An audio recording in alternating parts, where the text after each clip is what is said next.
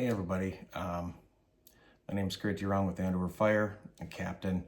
Been on the crew for about 6 years. Do a little quick presentation here today on something pretty near and dear to my heart, something that's affected all of us throughout life, which is cancer.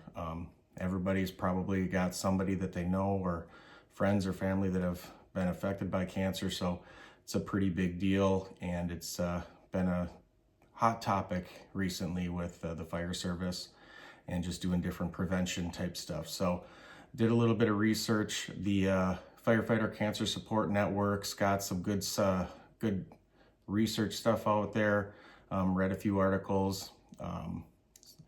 Found out that from 2002 to 2019, 66% of line of duty deaths for career firefighters were caused from cancer and different things. A whole bunch of different cancers were at higher risk for brain cancer, testicular cancer, lung cancer, you name it.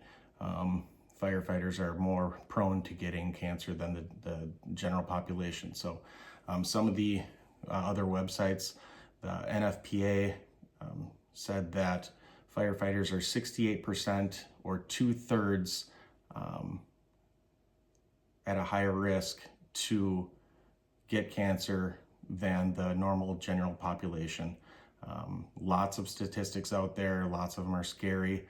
The CDC actually lists cancer as being the leading cause of death for firefighters now, surpassing sudden cardiac arrest. So big deal, some stuff that we need to really think about in the fire service here moving forward. So the Firefighter Cancer Support Network has a short list of easy things that we can all do on a daily basis in our firehouses. They broke it down into 6 really kind of simple things where we can kind of just be mindful, and it'll help us out in reducing our risk. So number 1 is just reducing the diesel exhaust fumes that we're exposed to. So a lot of times at a fire station, if we fire that truck up a little bit early, we're going to fill that station up with all those exhaust fumes.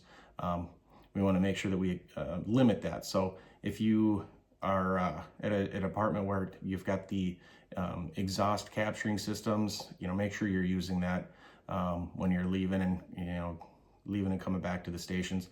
If you don't have one, we don't have that at Andover. They just suggest leaving the bay doors open a little bit longer, clear those fumes out. So just do that for yourself. Make sure you're getting that good fresh air instead of the diesel exhaust fumes. So number 2 is always use your PPE, right? When you're in those fires and you're doing all of the overhauls, sometimes it gets hot and cumbersome, or you're running low on air, whatever, and you want to keep working, leave that PPE on. You don't want to take that off early. That off-gassing is going to continue long after that fire is out. So don't breathe that stuff. It's bad for us. It's just going to cause tons of problems for you. Number 3, clean your PPE and your SCBA early and properly, right? Good soap and water. Check out whatever those manufacturers are recommending and clean it all to that. So turnout gear, boots, hoods, gloves, boots, the SCBA, everything. Get that stuff cleaned up right away and get it back into service, right? So, all right.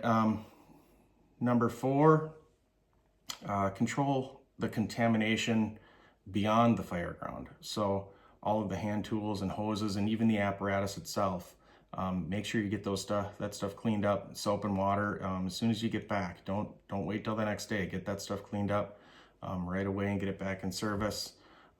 Get it all hosed down real good. The contaminants that we get on ourselves at the scene, so the insulation, a lot of that soot, that stuff that's coming down, try to get that all cleared up off at the scene. And then once you get it cleared out, all that stuff, all the big heavy contaminants, take your gear, put it in a plastic bag, seal it up, and put it in the exterior compartment of the truck and bring it back to the station that way. Don't bring that, bring your gear back inside the truck. It just, gets the cab of the truck even more dirty. And then once you get back to the stations and you're cleaning everything, make sure you decontaminate the cab of the truck as well, so you're not jumping in there for the next call and contaminating yourself immediately on that. All right, number 5 is wash up ASAP after fires. Your personal body, right? Take a shower within an hour. That's what they say. Use wipes on scene. I know a lot of times I've gotten out of fires and I've somehow gotten soot and everything else on my hands and face, right? Use those fire wipes. Wipe your face off, wipe your neck off, wipe your hands off. Clean everything up as best you can before you even get back to the station. And then, just as far as the shower and stuff, make sure you get that cleared out, or get the absorption through heat, absorption through the skin during like heat and exhaustive efforts. It really soaks into our skin quickly. So make sure that you get showered up quick. Number 6, the last one is, take yourself to the doctor and get those medical exams. Get those screenings, let them know that you're a firefighter.